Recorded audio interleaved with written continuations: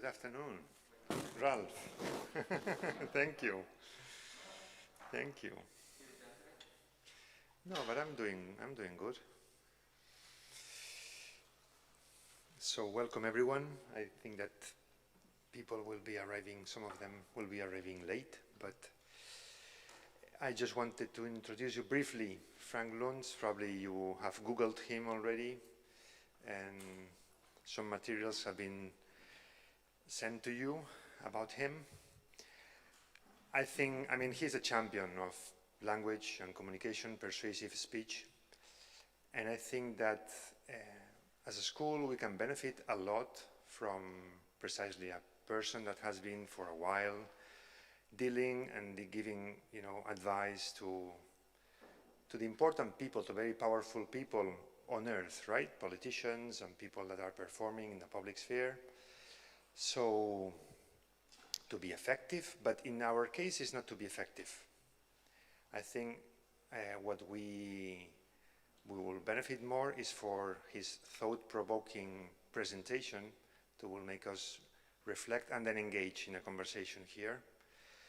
So about exactly and the role of language in communication, but also these cultural challenges that we are immersed in. I mean, we love the world, right? But at the same time, this world that we love poses some challenges that,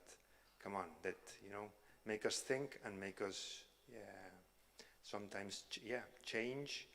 And so most of you have, you have seen, perhaps you have watched some of his TED Talks, some of you perhaps have read his book, Words That Work. So I just would like to thank him for being here today. He has fit in his schedule. He is jet lagged as I am, and so what he loves the most is interruptions. So let's give him, the pleasure.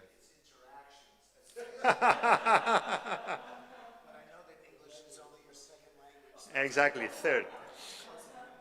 Good. So, not for you.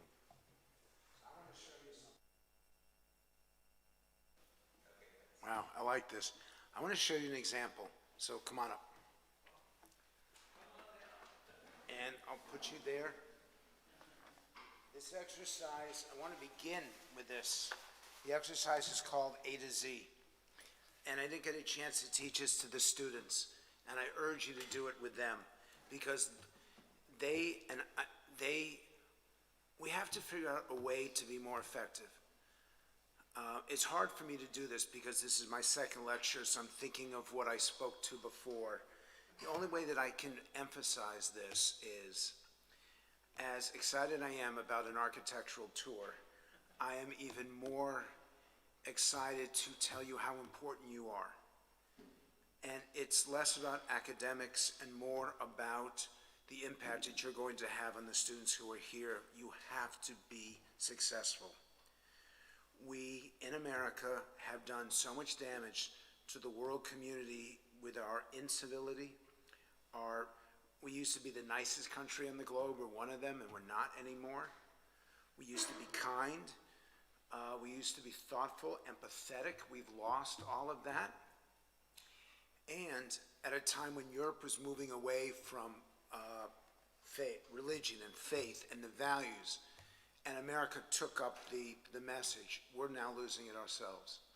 That arguably those who preach atheism or agnosticism are on the ascendancy, and those who preach, explain, support faith are condemned in popular culture. I don't know of a time when the church has been under greater threat, and it's coming from everywhere. And the people who are hostile to you are louder than those who are supportive of you. And the young people aren't engaged at all, which is so important. You're losing the next generation. I left the States 6 months ago. I've been back a couple times for a week at a time, but I want nothing to do with them. I gave up. I can give up. You can't. You have no place to go, which is why this is so important right now. And I want to give you an example of a technique. I'm going to give you several as we walk through this. We're going to talk about wokeism and cancel culture because that's going to affect you. And then I can go through anything you want. We can do Q&A back and forth. So this is called A to Z. I'm going to attack the church using all the language. Does anyone know who Bill Maher is? He's a comedian. He's an atheist. He's really hostile to you all. I'm going to use all of the crap that these people use. And notice I cleaned up my language. And I have to begin my first statement with the first letter of the alphabet. I have to begin with letter A. You're going to do the letter B. You'll respond to me with the letter B. I'll do C. You do D. We do the alphabet. I am hostile. One word at a time? No, it can be a sentence. It can be a paragraph. But it has to begin with the letter. Yes. So, and this is mental gymnastics. This is an exercise.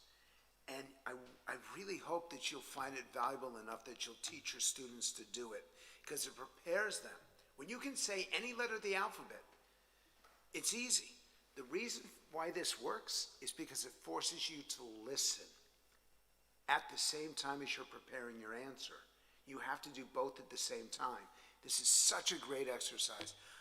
Some of the most famous people in the world now do this, including really significant people. So, Heads of state. heads of state, yes, that's a good way to say it. Okay, I'm anti-church, you're pro-church. Anyone can see that the behavior, and I'm going to try to beat him, can see that the behavior of the church is really pathetic, and you have a lot of explaining to do. Before you accuse the church, I think you have to know all of the church's activities and its history and the things that it does that have benefited society. Can't you accept that the examples we've seen over the last 10 years are an embarrassment and the church is outdated? Don't you see the things that the church has already done that have changed the world for the better? Every time I have this conversation with a church official, all they do is deflect, answer the question. For me, the most important thing that the church has done is educate generations of children who came to the United States in poverty. God has been used as an example for people to commit the most horrific crimes against humanity. Let's just stop. Hatred is one of the things that the church has condemned more than anything else and more than any other institution. I don't understand why you won't stop and reflect on the damage that you have done to the mindset of literally billions of people.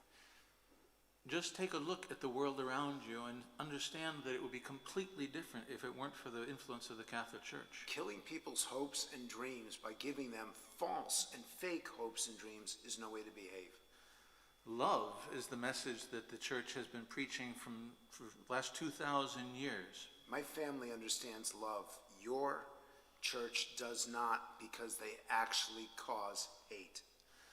Nobody who knows the history of the church believes that the instances of hatred that have occurred are typical of the church or its message. One time, just one time, I want you to acknowledge the damage that you have done, the false promises that you have made, and take responsibility for it. Perhaps the most important thing that the Catholic Church has given to Western civilization is a sense of the virtue of humility and the ability to recognize our faults as sinners and to improve based on self-criticism. Question: I see your teachings, but your behavior is exactly the opposite. Why the hypocrisy? Remember that the church has always understood that human beings are imperfect. Surely you acknowledge that the leadership of the church is so imperfect that they have done real damage to populations across the globe. Terrible crimes have been committed in the name of God by all religions, but that doesn't mean that the religions themselves are responsible for those crimes. Under what circumstance will you accept responsibility for what has happened? When one looks at society today and seeks... You missed it. Oh, it's not a W? No, V. Oh, We got almost that close. I don't even know my own alphabet. No. I'm going to let you Excellent. off because X's and Z's are impossible. You know that I do not, and he knows that I do not ever give compliments, ever, because I don't believe it's helpful. For example, normally I tell people don't wear pink shirts, but it looks good on you. That's like typical of I don't give compliments. That is the best A to Z I've done with someone who never had done it before in my entire time.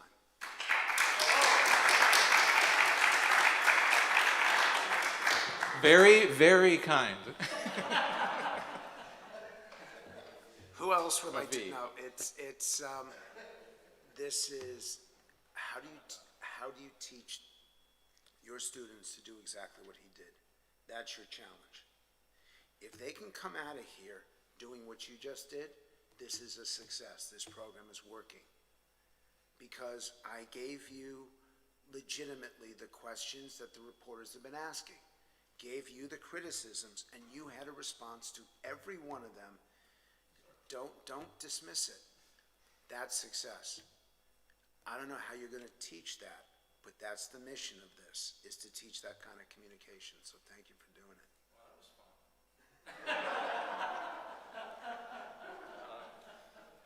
Unfortunately, the linguistic part is a challenge for us. The language side. This is a big challenge because for most of the students, English or Spanish is not the mother tongue, so it's quite difficult. And the key in all of this is to respect the culture and to teach them truly to respond in the culture that they live in. So if you're from Australia, I made the comment before, if you're from Australia, you work really, really hard and you drink really, really hard. It's very different than India. So I don't want to teach the same thing for Australia as I would from India, but I want to teach the same exercise. I'm going to give you another example for this. If I can find one. Got it. Do you guys have a pen on you? Pen or pencil? I'm all set. If you've got one, take it and put it as far back in your mouth. I've never got to this stuff. Put it as far back in your mouth as you possibly can. And your job is to talk through it. So everyone have a conversation with the person next to you for 15 seconds. Go ahead. And by the way, this is not a joke. If you have a pen on you, you should do it. Have a conversation with each other. So you guys talk to each other. Talk to it.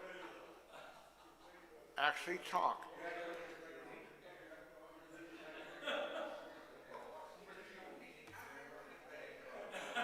You have to do it for 30 seconds. You have to do it. Keep talking.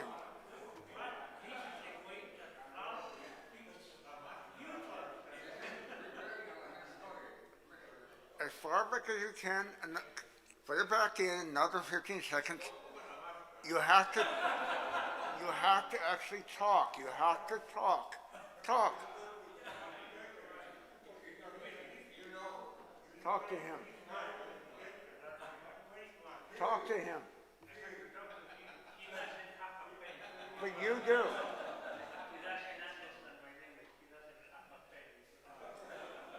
Okay. Now you take the pen out and talk to each other again. Do you feel the difference?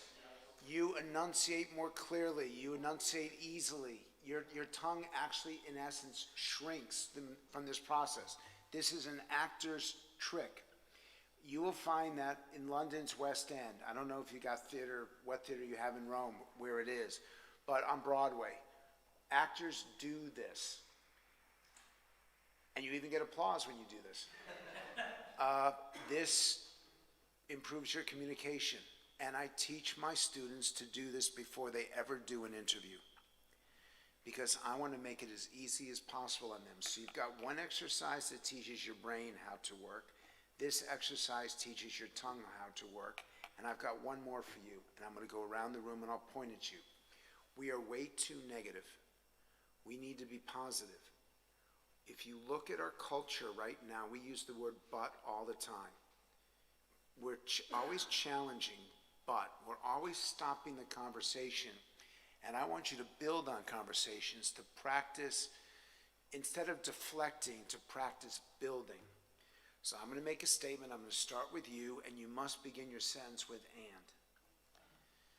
The church has helped more people escape poverty and see opportunity than any other institution for the last 2,000 years. And not only that, I would say that providing education has been always another goal for our institution. And what is more, Catholic Church is continuing to do so.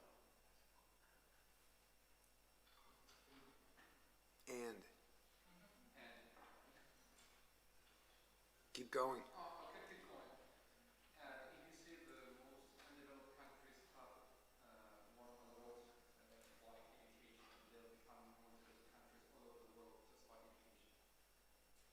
And the Church is trying to teach everyone to dialogue, to start the dialogue, but in many countries, we are the first that start the conversation with other religions.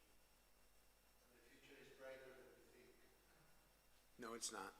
And the Pope is encouraging us to follow in these good traditions.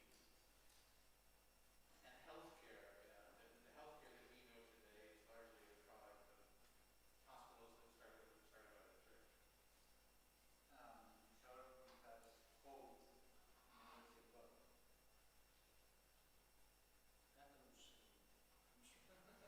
And you have nothing to add to it? Yes. Well, when you look at the And and the coverage of the church mainly underlines this reality. When you look at the coverage of the church, the first item, the first commonplace that comes to your mind, to your attention, is this reality. The church is paying attention to the people in need.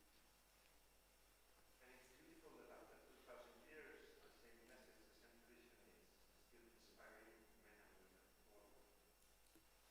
And it has made people more sensitive and more concerned about the needs of the poorest in the world. And it teaches fundamental values for future generations like my own. And it's so powerful because it makes people independent in order autonomous to do that. And the contribution of the church in the field of interreligious dialogue for making the harmony and fraternity among the different kinds of religions existing in the world. Missionary give us extraordinary exemplary life to the world. And it gives always to us a vision, a good vision of humanity. And it's not so easy to have. My English is poor. So I am here only to listen. And history shows us that the church always find how to create new forces and institutions for fighting against poverty. And the church has been and always will be open to dialogue with science. go ahead. If you really think that this conjunction and would be an alternative to that, There are two missions of this. One of them is to have you pay such close attention to the question and to the response, which we do not do. And there's certain cultures that do it worse than others. But we don't listen well enough as human beings, particularly now. And so very often we miss a response because we're not paying close enough attention to the question. That's number one. And number two is we can't just be on defense, and actually allows us to be on offense, and allows us to redefine, but is challenging what someone else's point of view is, and allows us to shift to stronger ground. So it's really important right now because of the criticisms. Someone else, yep. I think that just hearing them, in a certain sense, my first answer framed the full conversation just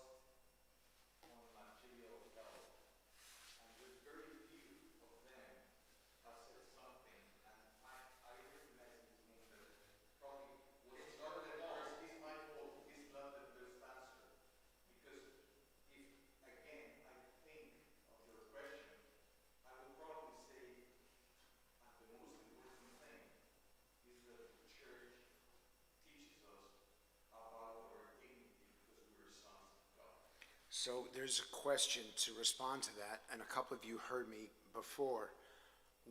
This will be great for this group, and please write this down. What is the most important value that the church should be speaking up for? Of all the values you can mention, and I want you to do this. If you got a piece of paper in front of you, write it down, because I don't want you to change it because you heard somebody else. Write down the most important value. It's a word, a single word, the value that you think the church should be prioritizing. And I'll tell you that when I spoke to your students before this conversation this morning, they offered maybe 5 or 6 different values. I went to a dozen people, and they offered half a dozen different values. So there is a consensus of what's more important or less important, but I want to know what you prioritize the most. And I'll give you an example. For me, it's freedom. Freedom.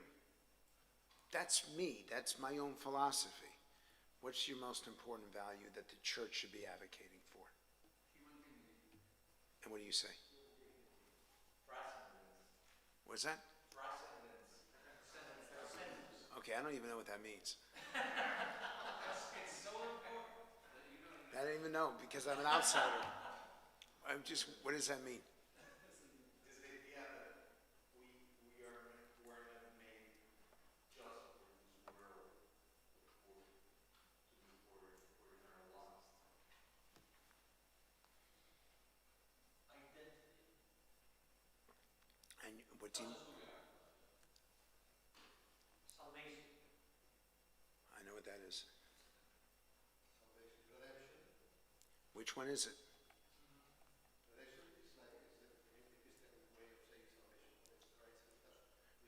But which is the word for you? So this is key. Are you defining it by what it means from the church's perspective or what it means from the outside looking in? How is the way that people understand the word? It's easy for them to understand salvation than redemption. So that's part of what this conversation is about. That's exactly what this conversation is about. It means the same thing. But are you defining it from the church's language or from the language of the population? This is the conversation that I seek to have with every group, because when you make that decision, does it come from you outward or does it come from them towards you? What you decide determines your communication, determines your approach. I didn't realize that redemption and salvation were exactly the same. So you just taught me something right there, which is why I really wanted to do this. I'm going to keep going around, so hold on one second. Fraternity. And what does fraternity mean? Solidarity among brothers. Charity. Charity. I don't say charity, Equality. Holiness. And how do you define that?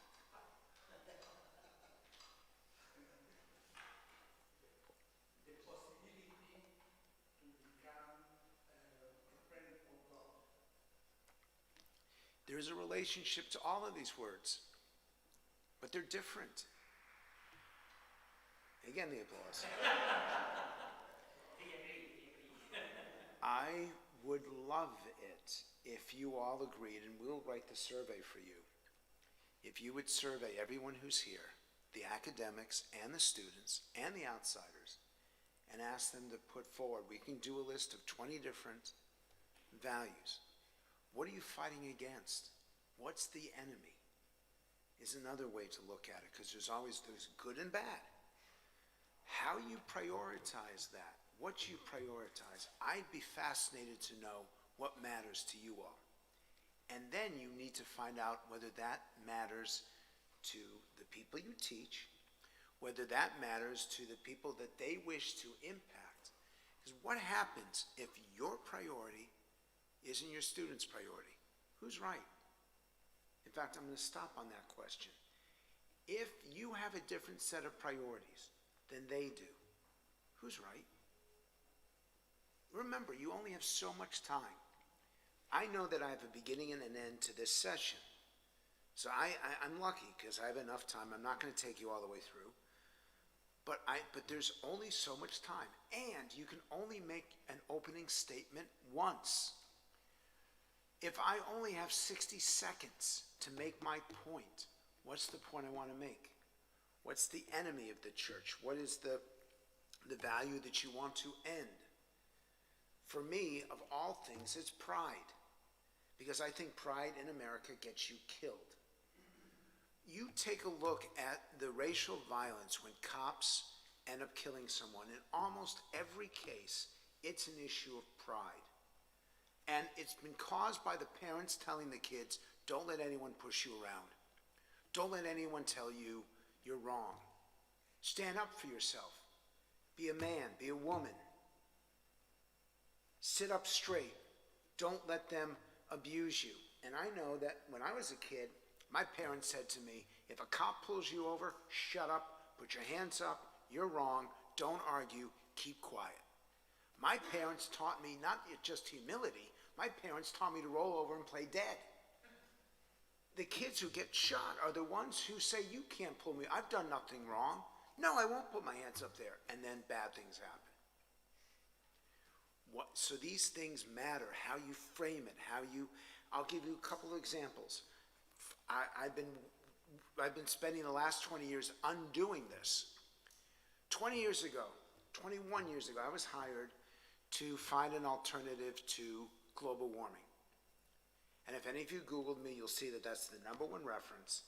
We came up with climate change. And that redefined the entire debate. Well, today, people care about climate change. Today, climate change is the best way to explain what's happening out there. But it wasn't 21 years ago, it was less frightening. By changing the words, it changed the discussion.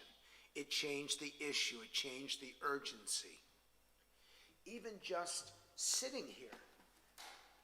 I normally do my speeches, my classes, I don't want it to be a class, I want it to be a conversation. I normally do them standing. If I'm standing like this and presenting to you, you have a completely different reaction to me than if I'm in that chair. If I'm wearing a jacket and tie, if I'm dressed like your dean is, you have a different reaction to me than if I'm dressed like the architect who looked like he just walked off. He looks like he just walked off a building site. So there's a difference here, and this stuff matters.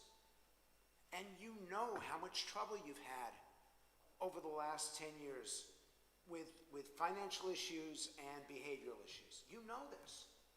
So I don't ever want you to look like a businessman, by the way.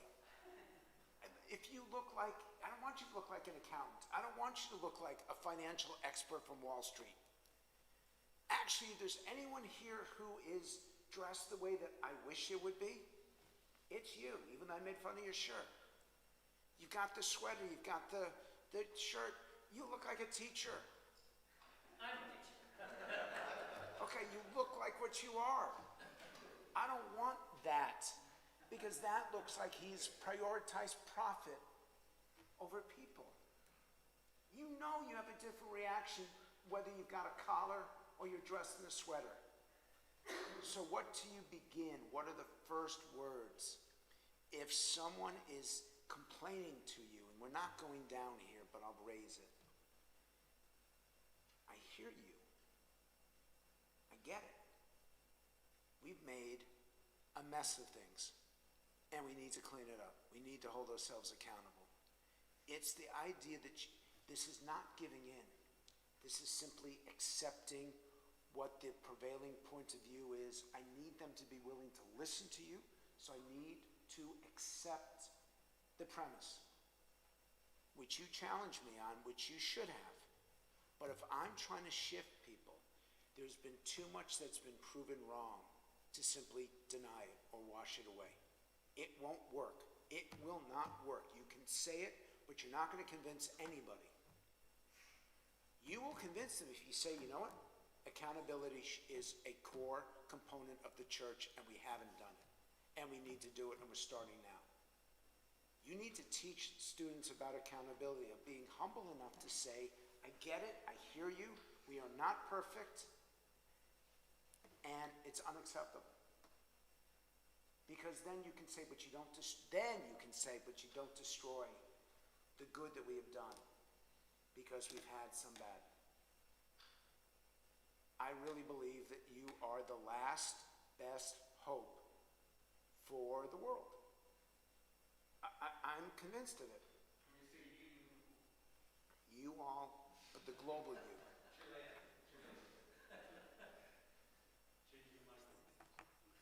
Oh, I'm not loud enough? Now I feel like I'm talking straight to God with this thing here.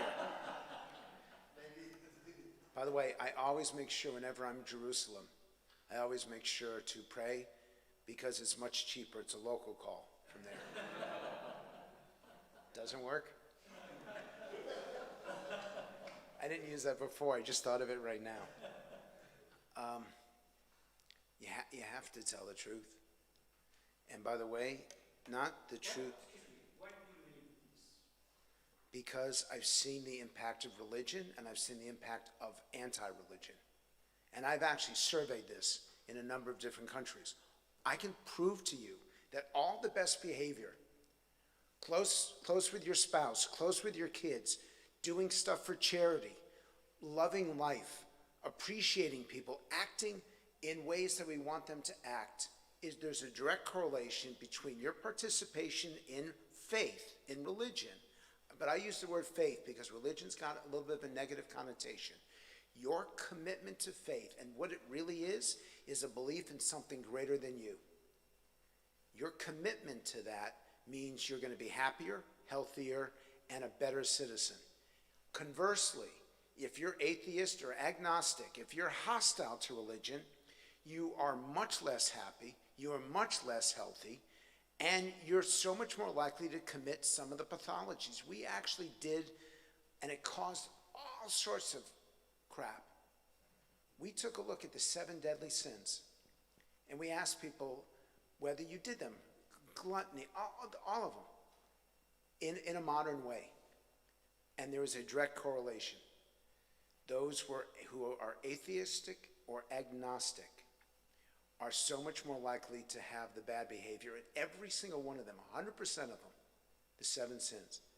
And those who pray once a day or more are so much less likely to do that behavior. That's my evidence. I call it fact. This is a fact-based approach.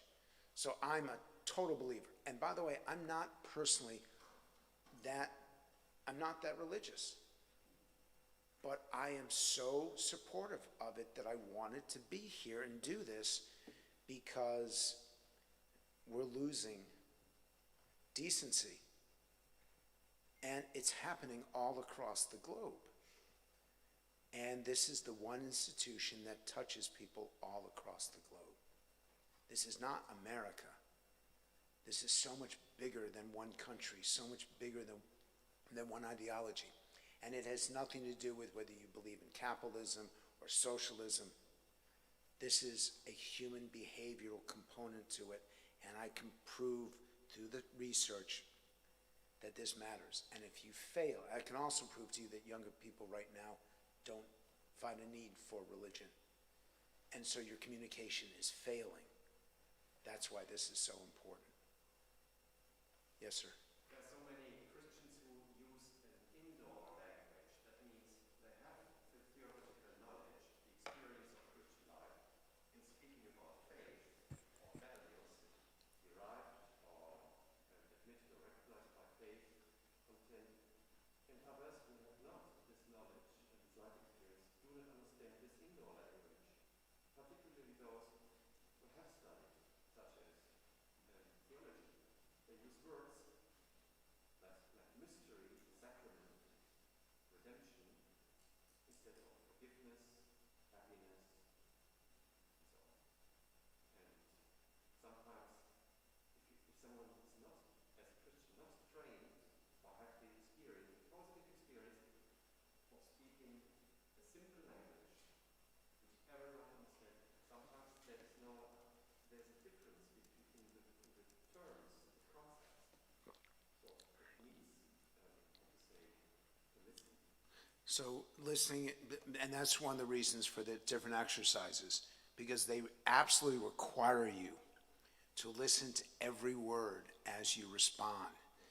So I can't create this, but this is my mission, a mission to you. Is there a language? Is there a lexicon? So we did this for the business community, and we did this across the shore. A single page, and I'll do some of the words for you and how they might relate to here. Fact-based. Now, I understand that religion is not just about faith.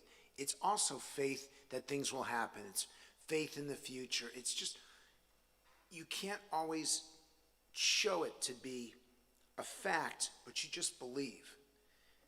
That's different than a fact-based approach.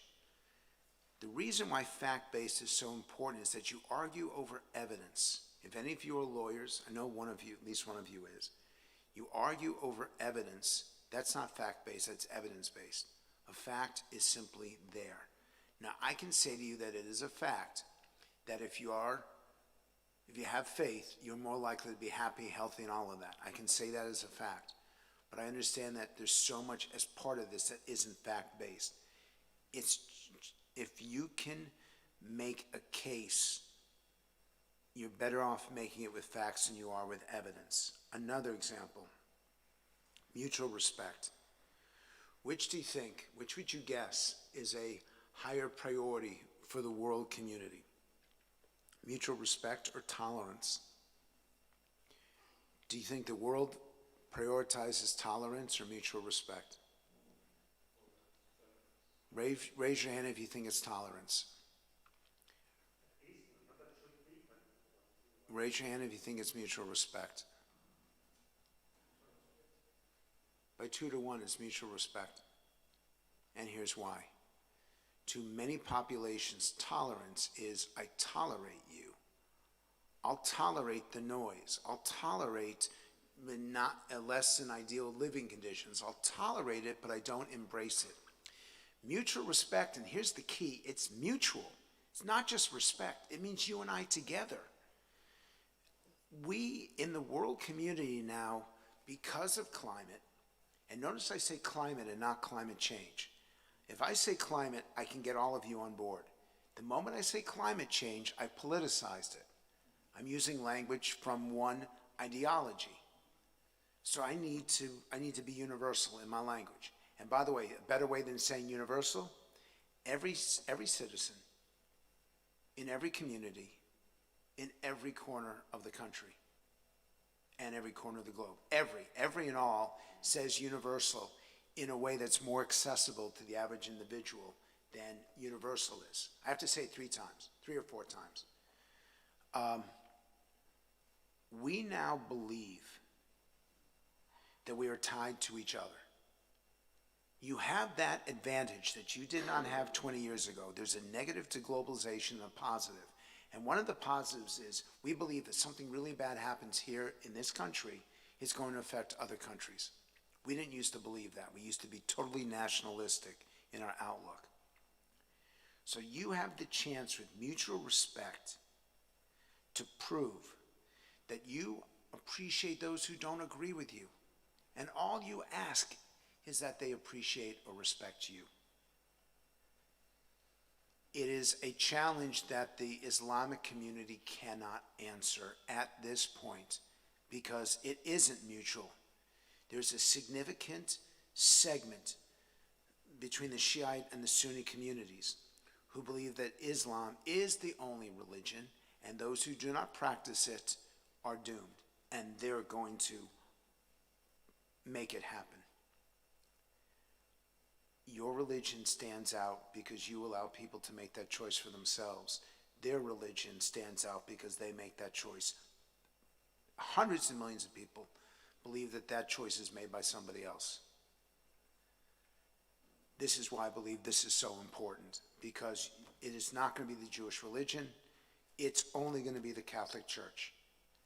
And when the Catholic Church does bad things, it destroys your credibility, and it makes it less likely that we will save the planet. Cleaner, safer, healthier. Most of you have been taught to communicate sustainability. Here's the problem. Sustainability is the status quo. Cleaner, safer, healthier is improvement. You can't be on the side of the status quo when the world wants improvement. When the world wants 10 years from now for us to be better off, our incomes to be higher, our job opportunities to be better, our quality of life to be better. And by the way, that's a really powerful phrase also. Because quality of life is not just about income. You know this. I bet most of you in this room are getting 20 or 30% less by working here than you would in some other place. Well, that's something to take up with him. This is quality of life. This is not standard of living. Standard of living is economic. Quality of life is about your happiness and your health and how things fit together. So communicate that language to the people that you're reaching out for. If you want to quantify it, you're making a mistake. Life itself is a judgment. You decide whether you're happy or not. You make the decision whether this is the life you want to lead. It's that famous line from The Godfather. We chose this business we are in. Yeah, you did. And I think you chose a pretty amazing business because you chose a business committed to life itself. The best I can do is language. My best day, I don't have as much influence as you do on your worst day. So I'm jealous of this. And I'm trying to get a piece of it as I get older in life. I'm shifting my priorities. You save people every day. You don't want me. And I will be such a pain in the rear end. I'm the guy who argues over everything. Diversity versus inclusion. Diversity in our mindset means two people from this side of the room, two people from that side of the room, and one of them. That's diversity. Diversity. Inclusion is like a big hug. Inclusion is all of us. Well, I am reading again and again, and cut it out, the Catholic Church talks about its commitment to diversity. You're alienating people that way because people feel cut out if it's diversity. They feel included by definition if it's inclusion. You're actually hurting yourself. I'll show you some of those words. We'll come back to this in a moment. This is not what I plan to do here, but the biggest thing you can have right now, your commitment should be about impact. How many people are you impacting today? How many will you impact over the next year? If I'm trying to judge whether this program is successful, what impact have I had? That's the word that people want. That's the word that they'll donate for. If you're asking for Americans, and you could, I don't know how you do your fundraising. I don't know if this comes right from the church itself or you get private donors, because I don't know the system here. But I know if I want someone to write $1 million check, I show them the impact of that check. It's not showing change. Change is incremental. Impact is something that, and I quote, meaningful and measurable. Meaningful so that it matters. It's not something insignificant. And measurable that I can prove it. Once again, fact-based. That's impact. It's not an issue of how many people you touch. It's an issue of how you make their lives better. We ask this of the public. Which is more important? To make a lot of people's lives just a little bit better, or to make some people's lives really better? And they chose quality rather than quantity. So think about how you have that kind of impact. And by the way, a promise or a pledge, a promise is something that a politician makes. A pledge is something that a used car salesman makes. A commitment is your reputation. A commitment is who you are. I was so upset over climate because they continue to talk about pledges. A pledge is intent. A commitment is real. So these words really do matter. And the last one here, one means you all have to give up for the greater good. Together means you can be who you are. You can be yourself. If we have one mission, one purpose, it means you have to join it.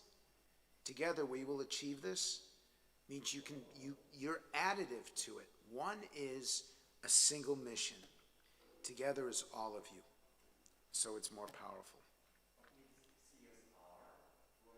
Corporate social responsibility.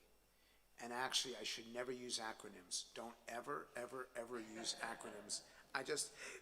Corporate social responsibility took too long for me to put it on, and I wanted to have big letters. So that's the only reason why I did it. Questions on this or comments on this? Yeah, I'm going to show you that now. First, we took a look at this in the UK. We did the same survey in the US, and in every case but one, the US numbers are within 2% of the UK numbers. So right now, overall, you have 37% of the population believing that the UK is racist and discriminatory, more than a third. We've never had this degree of agitation within the public itself. I would not want to have the job of public relations for the church at this moment, because people are already thinking the worst of you. They're already believing, too many of them are believing that there's a problem. Now here's the good news. When we asked them how familiar are with woke culture, 1/3 of the British, similar numbers in the US, are unfamiliar with it at all, just don't know. And you've only got 37%, so just over a third, who are extremely or very familiar. There's a way to go, but every month more people learn about it, more people align with it. So we ask people, how woke are you? Once again, the good news, 1/3 have no idea what it is, so they're not woke at all, and 1/3 are either only a little or not woke. Only 17% are either totally or very woke. Where does the 90% work? Well, here's the problem. If you look at the difference between Labour and Tory, it's all on the left. I'm frightened of left of center politicians and what they might do to the church. It isn't coming from the right of center. It's all coming from the left of center, and it's all a feeling that you no longer represent what is good about the country and what is good about the people. It's still only 1 out of 4 people are totally or very, but every month we track this, and every month it gets worse and worse, and there is no pushback at all. How would you push that back? Another mission for you. You can't just sit back and let this debate happen, because it's going to happen at your expense. You're an institution that they don't like. So and I don't mean you as in this university. I mean you as the Catholic Church. They blame you for a lot of this. They blame you for the racism. They blame you for imperialism and for cultural arrogance. You're a target of theirs. So you have to have a response to this. So we got even more specific. Whether I'm proud to be woke, or I believe in its objectives, but people don't like it, or I reject it. 30% of the population rejects wokeism. 15% are proud to be woke. Notice the difference between Labour and Conservative. 4-1. You're 4 times more likely to be on the left than on the right. So I'm not doing this to give you a reason to start screaming at progressives, but I want you to see where the challenge comes. And among those who reject and oppose wokeism strongly, only 15% come from the left, 43% come from the right. So there really is a difference. And it's just something to be aware of. And let me show you this. The groups most proud to be woke, it's women. And by the way, a Labour mom is working class. She's in her late 20s or early 30s. Because she's a mom, she has kids. And probably her husband left her. These are very bitter people. So if I see a room filled with people who are 30 years old and women, I'm going to be a little nervous about it. I'm not going to give the same presentation depending on who's sitting there. So I'm looking around the room, and there's not a single woman in this room. Not one. So I already assume that you have a certain level of politics. Also, because you're here, and I know that this is not accurate because I would have gotten it wrong with you, but I'm making assumptions by who's here, by looking at them, by looking at their ethnicity, by looking at their age, everything about it. These are assumptions, and they're not going to be right every time. But you're foolish if you give the same presentation to this room as you do with a room filled with younger women, because their priorities are different than yours, and their language is different than yours. So how do you teach people to be respectful? How do you teach them to be open-minded, but careful with what they say and really paying attention for what they communicate? That's what this is about. Questions or comments? Yes, sir. Would you be able to say the same for women? In the sense with the perceptions that there are now? If it were, There would be no man in the room, would be a problem with the perceptions now? if there were no men in the room, it would be a much more progressive, much more antagonistic, much less supportive audience.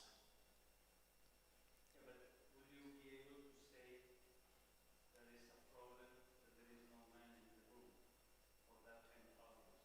That's my question. The surprise for me is that for 1 out of 4 women, they don't want another man in the room. And I don't mean to be humorous. I actually mean to emphasize, because they'll tell me and they won't tell you. They've had it with men, particularly white men. I was teaching in Edinburgh. It's one of the best universities in the UK. And I had several women in the graduate program, smart women, say to me, men have screwed this up for decades and we're paying the price. I don't want to hear from men anymore. I'll listen to you because you're the professor. But I really don't want to hear from the guys in the class. And they're proud of that. They're proud of shutting people down. So I don't think you meant this, but I'm giving you a slightly different answer, which is women are really hostile right now to cultures that they perceive to be male-dominated, white-dominated, and European-dominated. Guess what? That's my answer. What else? In terms of what bothers them the most, religious fundamentalism. And that's not just about Islam. That's anyone who seems to be overly religious. This does not exist in the States. This is not an American point of view. This is absolutely a European point of view. Let me show you the ones that don't matter to people. Which of these concern you the most? No one cares about colonialism or Islamophobia, globalism. Those don't matter. The one that matters most is racism, and the one that matters next most is religious fundamentalism. This actually makes me nervous, because this is not just about Islam. This is also about people who are seen to be more intent, more extreme, more committed to religion. You have to be careful. And here I am telling you kind of not to be, I'm not telling you not to be careful, but I am telling you, go for it. Because you're the last line of defense. Yes?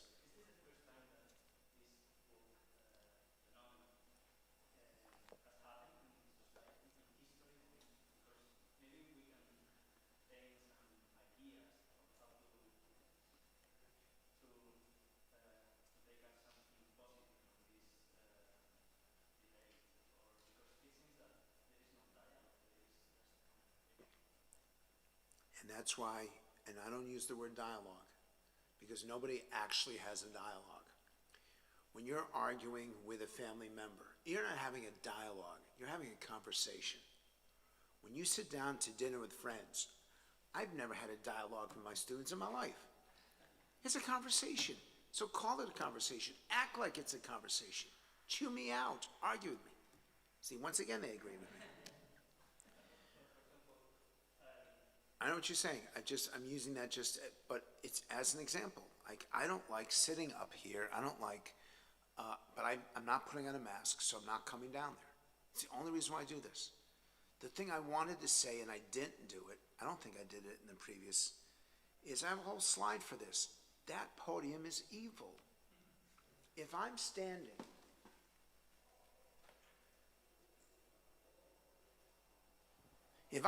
behind here, I'm going to be looking at my notes rather than looking at you straight in the eye. I've created a barrier. Why should there be this physical thing between you and I? This is a distance. I need to be as close to you as I possibly can. I need to make eye contact with you. You need to know that it's in my heart. So I don't remember which one of you, I think you asked me about why I believe in this so much. Because by being up here, your priests are breaking, this is ironic, the cardinal rule of communication, which is closeness. Could be also a tower performance. It depends on. Yes, but it's, okay, what word did he just use? What did he just use? I promise I won't get any closer. You just said performance. This is not a performance. If this were a performance, fine. This is not the West End. This is not Broadway. This is life. This is the way to behave. This is the Ten Commandments. This is the teachings of how we treat each other. That's not a performance. I don't want you to see it as a performance. If it's a performance. I refer to this is used mostly for academic lectures. But this is every church I've been to here. Every church I've been to in the States. They're all standing behind this. This is 2021. You're an architect. If you're going to present to me your plans and you're going to do it from that distance and I'm not standing over your shoulder and you're not showing, there's no way I'm going to believe you. You are presenting in the ways that you presented 200, 500, 1,000 years ago. And it's 2021. It doesn't work anymore. But I don't have the right to tell you this because I'm not a churchgoer. But you have a responsibility to consider this because you are. Social media has changed everything. And before social media, talk radio, before talk radio, cable television, before cable television, TV itself. Think about it. I understand and I respect and I appreciate tradition. I will never, ever, ever touch the content.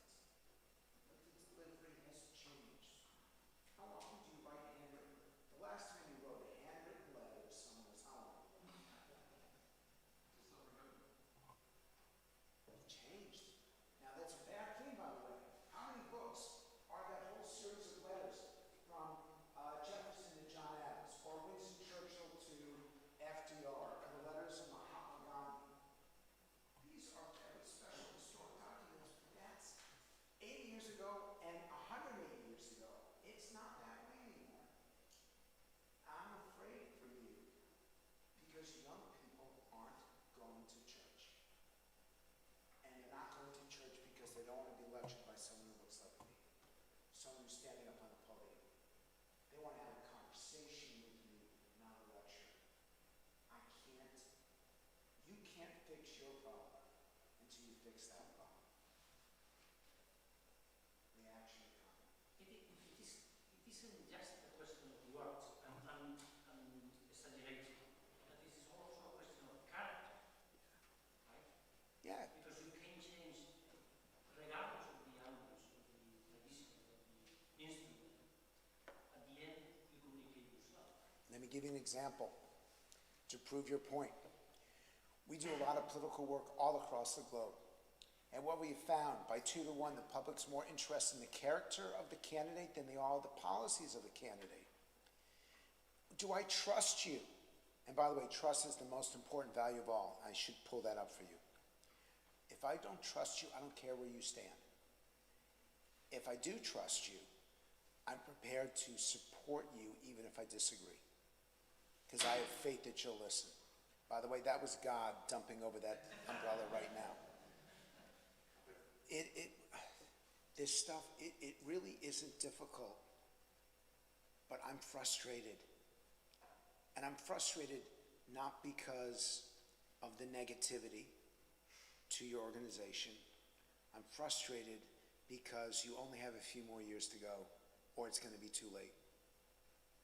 Things don't always fix themselves. We had this conversation over lunch. Where's the Roman Empire? Mr. Andrea? Where's your country? Your country controlled the world. What does it control now? A tiny little area of people, and your north and south are getting ready to break up anyway. Where's the Egyptian Empire? We learned how to write from Egypt. Where are they now? Where's the Greek Empire? We learned our thought, our philosophy. Where's the British Empire? That's my favorite. And by the way, where's America right now? You need us, and we are disappearing rapidly. And you think China's going to be open-minded about you all? So I'm scared to death. And I'm glad that I will not be around to see the flip. But the flip is coming. He's going to be around for it. And he's going to suffer for it. You have to do this now. This is my sense of urgency. And every time I present it to you, let me show you the values. I will go back to cancel culture. But we actually asked the question about values, because I think you should see it here. So I did this in Britain, and the reason why I'm showing you this is we just did it, and Britain is a good example for Europe. This is only Europe. And I know that we've got a group of people here from all sorts of different, by the way, what country are you from? Where? Ivory Coast. Africa is completely different. And we have to be respectful of it. And what I'm showing you here may not be Ivory Coast. It may not be. But you need to know that. And you need to reflect it. You still teach. You still teach the same values. You still teach the same stories. But you'll do it slightly differently there than you will some other place. I know the French colonies in Africa are very different than the Dutch colonies, which is very different than the British colonies, which is very different from those that were not colonized. I understand that. It just makes your job more complicated. But it doesn't change the mission. It doesn't change what has to be done. So in Britain, it's family, fairness, equality, and hard work. And what matters less? By the way, this is the bottom list right here. Oops. Focused on a better future. Earning your success, not spending more than you have. These are the highest values: family, fairness, and equality. Another example. What is most important to you?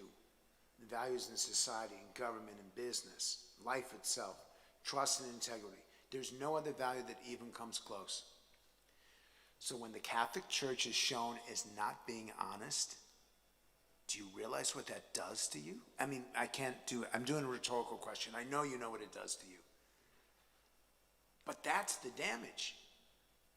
And you have to do this. You have to be engaged in this. Generosity and charity are at the bottom.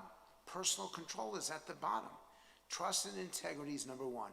Therefore, if I'm looking at what's happening right now, that's my number one issue. So you're training crisis management and communication. Every example for your crisis management should be a crisis of trust or crisis of integrity, because that destroys you. You can recover from a lot of these. If you're mean, you can recover from that. If you don't help people, you can recover from that. If you break their trust or demonstrate poor integrity, you can never recover from it. And you know this from what happened 10 years ago. Another example, we wanted to see what people wanted most in terms of their values.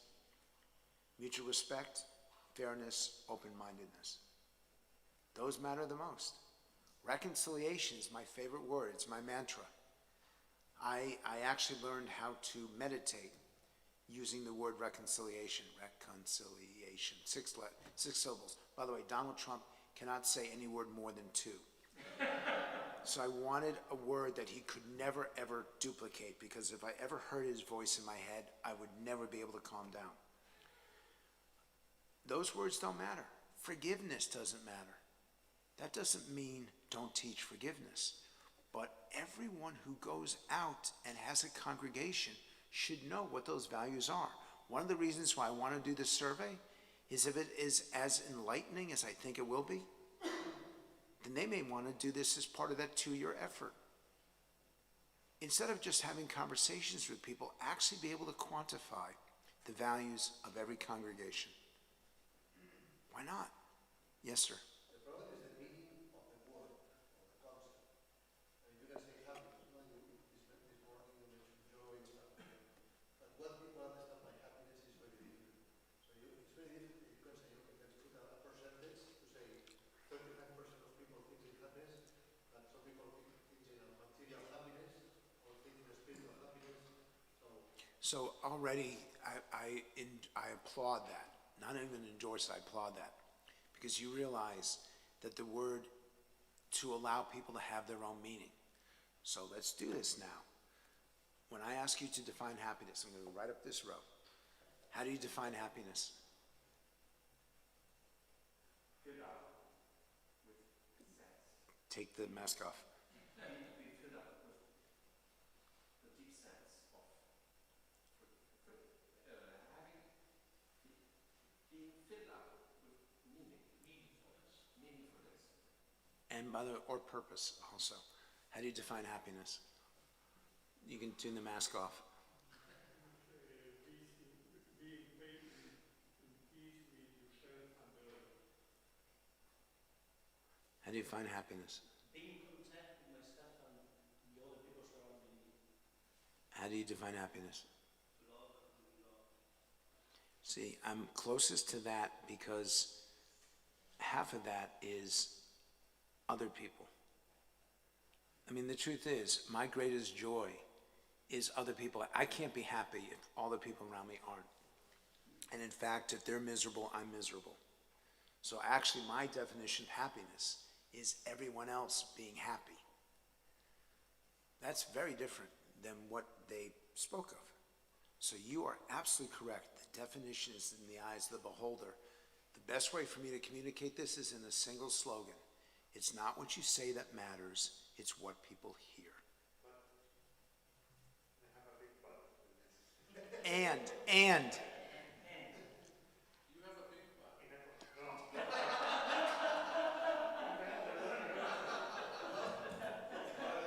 butt. That's my motto. By the way, I'm glad you did this and not me.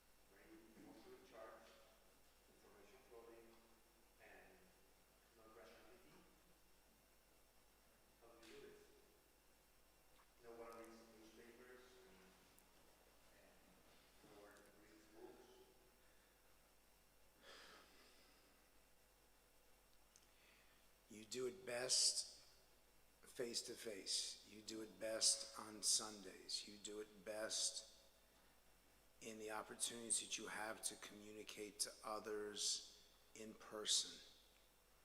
But you don't have a choice. If you are being attacked, if you are being challenged on Instagram or on YouTube, in fact, I would use YouTube because the visual communication is more powerful than the written communication. Visual matters much, much more than written for the people you need to talk to. If you're under age 30, you don't even know how to read. You don't read a newspaper if you're under age 30. You don't get your news. You see things. You see videos. Do you guys have a video chat that you communicate with as many people as you can? Is there a video channel for here? There is. So I didn't, YouTube channel, but not very active that we have a YouTube channel. there should be another video every single day, 365 days a year. There should be a place for people to go. So I know through Kevin McCarthy, the leader of the Republicans, I know that he gets, every day he is sent a daily devotion. And he reads it, and he contemplates it. If he's with someone, they'll talk about it. It's about a 5-minute commitment every day, every morning. And he does it without fail, no matter what, no matter what's going on in his life. Why is there not a 5-minute video every single day that has this conversation? And people like me, people like you, then forward it to your lists. Just for curiosity, how many people do you have emails of? What would you guess? How many people have their emails? My email. Yes. That's my email address. How many email addresses do you have? 500. Okay, how many do you have? Guess. 1,000, I guess. How many do you have? Very good with numbers, but I would think maybe 1,000 or so. Okay, let's say it's an average of 1,000. 3, 4, 5, 6, 7, 8, 9, 10, 11, 12, 13, 14, 15, 16, 19 people in here. 19,000 people should get this every single day. How many people are part of this whole program? Do 1,000. How many people are part of sister programs? 1,000 for them. You hit critical mass when something goes viral. By the way, that's a new meaning for the word critical mass.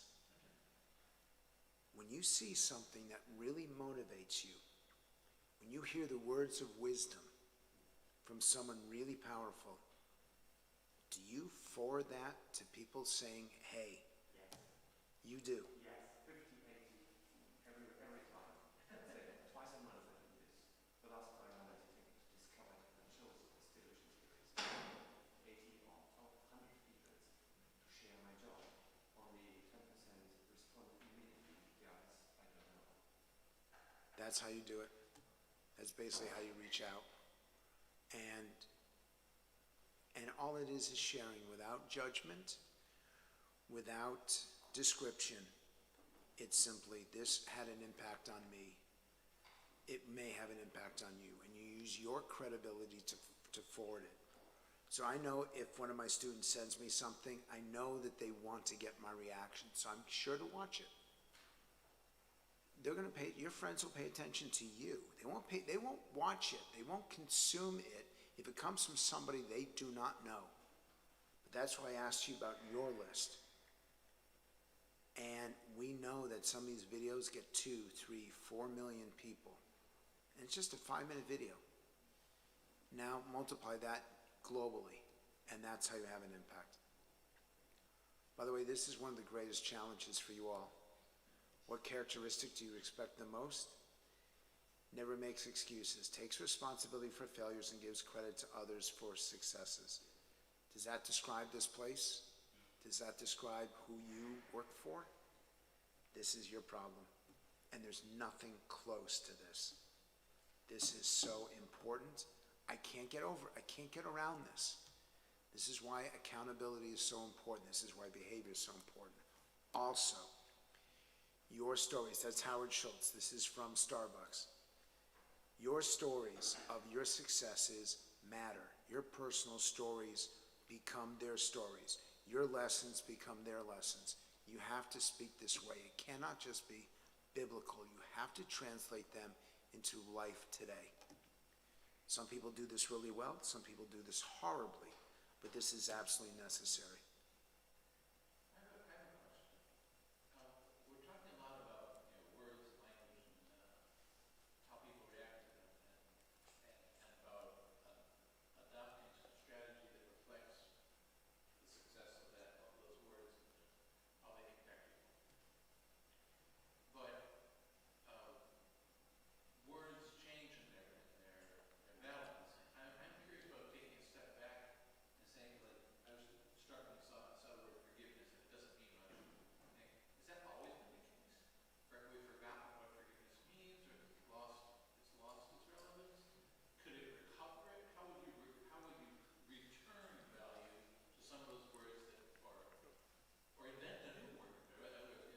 So you're American.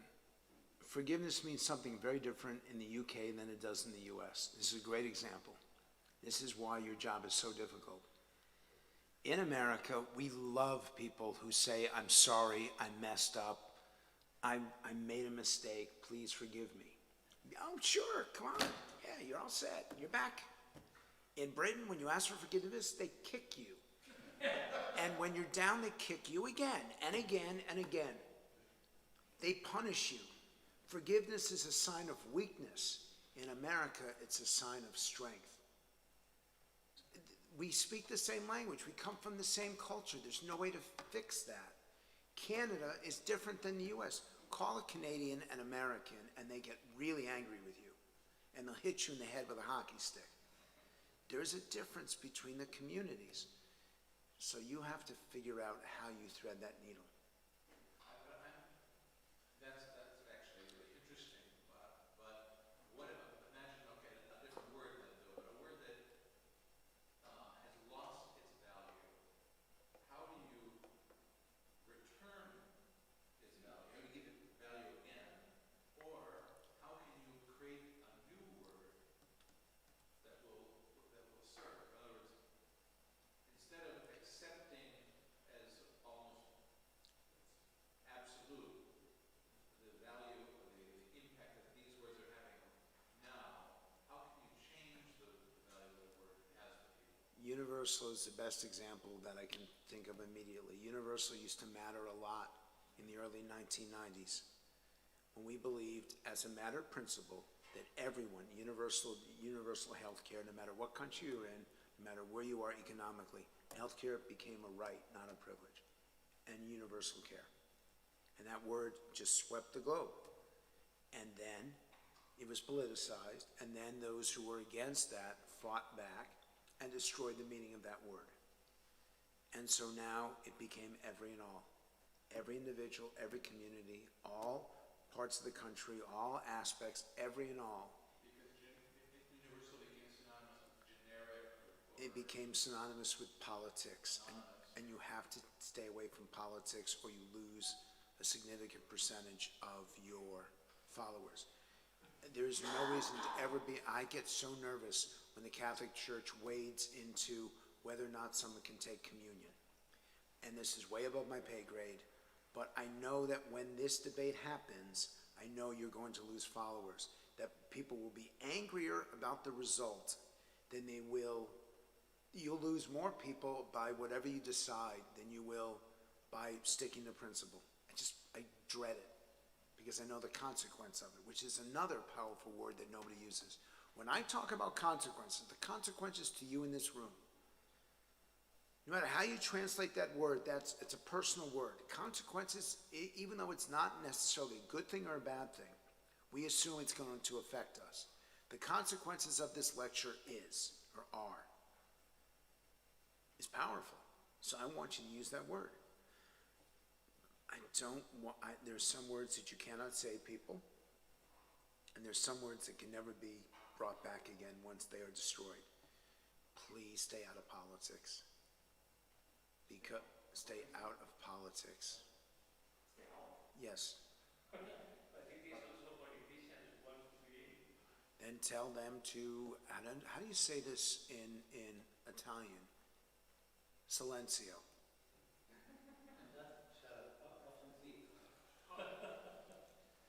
Because they are doing it for their purposes, not for your purposes. And they don't hurt themselves, they hurt you. Let me show you what's now happened, which is we now have people who have stopped talking to each other. This is another lesson which you need to teach. They've stopped talking to others and had others stop talking to them because of their political persuasions. This is a very tricky environment to navigate right now. And if you're 18 to 29, supposedly the most open generation ever, they're the most likely to have stopped talking to someone because they disagree. This is another project for you. How are you going to win these people back? How are you going to win 18 to 29-year-olds who've already decided that you have nothing to offer them and they won't even listen to you? They've already turned you off. Well, if you don't try to tackle this, within 5 years, they won't be 18 to 29. They're going to be 18 to 35, and they're going to have their own kids, and you're going to have lost an entire generation, which you're losing right now. Yes? One answer, I mean, I'm not saying that the answer, but I think at least the church as institution, as a religious organization, one of the focus that it has is the family. Because trying to raise young people is difficult, but it's the family really who builds the maturity of the person. And I think that's certainly an objective. I'm not saying that we are reaching completely the family, but the family is a focal point of the church teaching in general. So I'm going to give you 3 examples, is all I can do, because I don't actually do this in the States, but I do it in the UK, in France, and in Italy. I'm going into your churches, and the average age of a churchgoer in this country is deceased. I don't see anyone who they all knew Winston Churchill.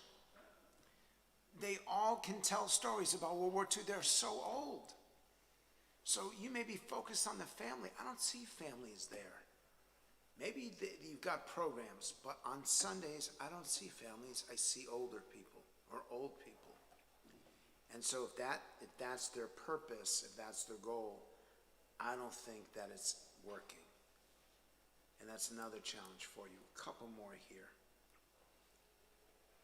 Did you see Andrew Sullivan's statement, 60 minutes? I know who he is. Actually, he was at Oxford a year or 2 before I was. It was all about the previous slide, about politics dividing people. And what's he doing about it? He was complaining about it. So by 2/3, by 2 to 1, the public thinks that we've gone too far in cancel culture and that people are afraid to speak up or speak out. This is a real problem. And only 1/3 think that it's okay to cut people off if you disagree with them. So this is the kind of division that we face right now. Okay. What questions can I answer for you, or what can I tell you?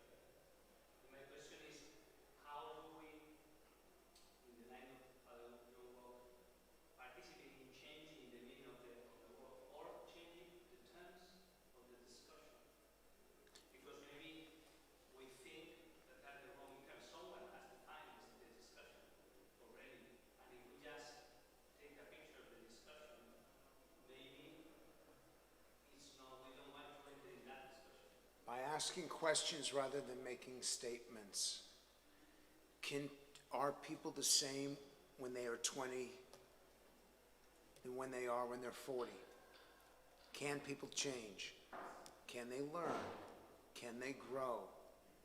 can people make mistakes and correct them?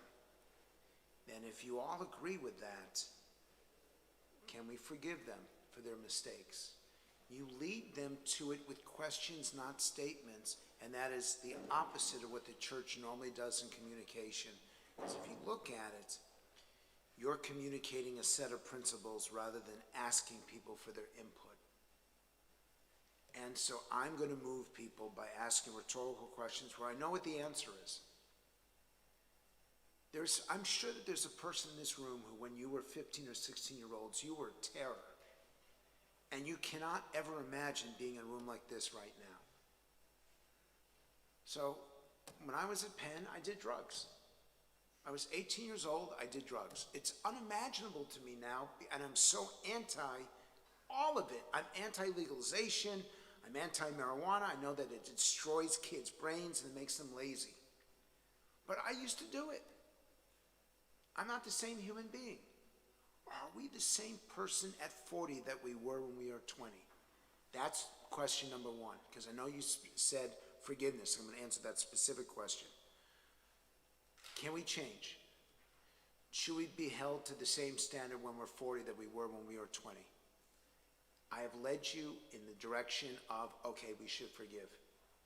And by the way, it usually takes you 3 different questions. Everything I do in 3s. Everything you do in 3s.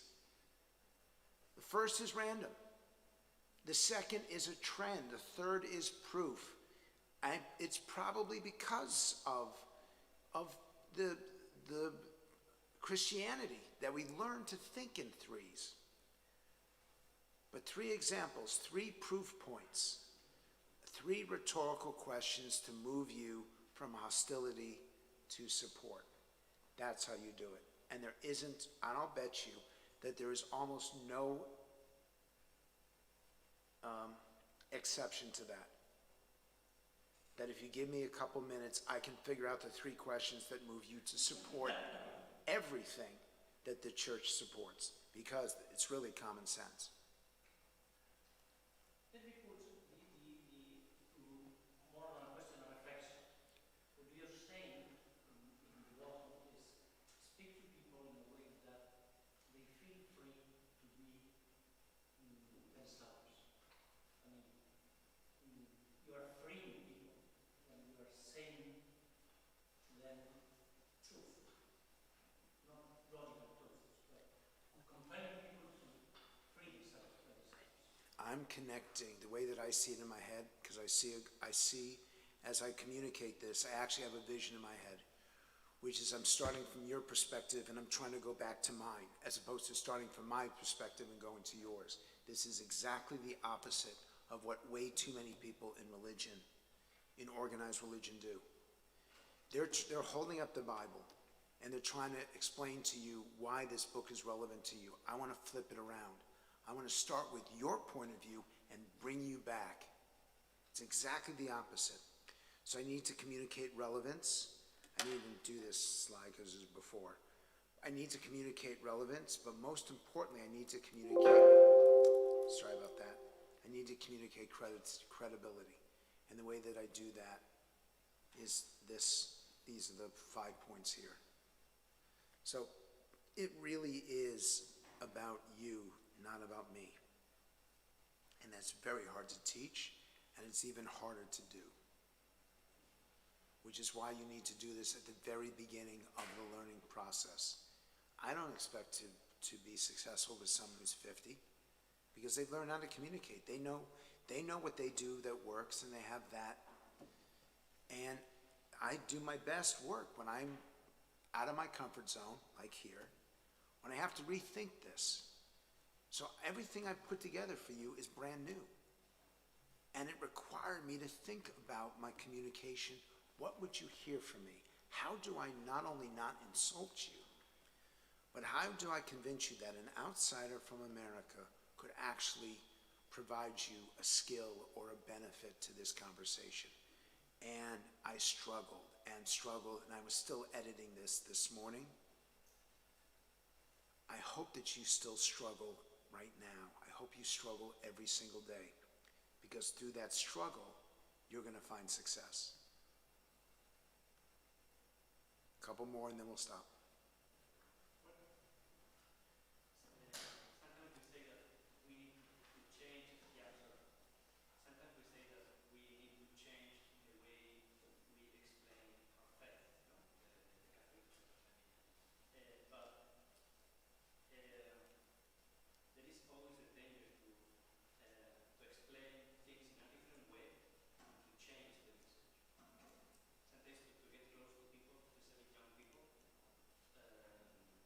how to be faithful to our identity without, but at the same time, renewing our language. I'm going to give you the best example of this, and it's so easy. What was the number one complaint that people had about your services? Go back, I know this is public. What was the biggest complaint about going to church? It's more, be more specific. It was in Latin. People didn't understand it. So much of the service was meaningless to them. It was not understandable. Storytellers are missing. Great storytellers. Yeah, great narratives. If I don't understand the language, it's meaningless. If you speak to me in German, you could tell me the best story ever. You could tell me Hansel and Gretel, which is one of my favorite stories, and I won't understand it if you tell it to me in German. That is what you were doing all across the globe. You were speaking Latin. So that's my point to you. If you're speaking it in a language, I don't mean language, but in a way that people don't understand, you can't expect to connect to them, and people are going to leave you. This is not changing the parables, this is not changing the values, this is not changing anything. It's simply making it understandable to people. And that simple change, for most, in a lot of places, made a really, really big difference. Yeah, in other ways, you are using slogans. You approach the people just changing the language without expressing the meaning of things. You are using slogans, so you don't connect with people. So, yeah, I agree. But now the challenge is for you guys as a group to take this to those who make these decisions and say to them, we need to have this conversation. This is different than your program, than your 2-year re-examination, because that actually is not just about communication, that's about values. That's about who you are as a church. I'm asking you to do something that's even much, much easier and should not have the opposition of anyone, which is simply how you communicate those values to people who desperately need your help and don't know it. Are you familiar with, probably not, this, it's a Catholic news channel, EWTN, was started by a nun named Mother Angelica, Franciscan nun.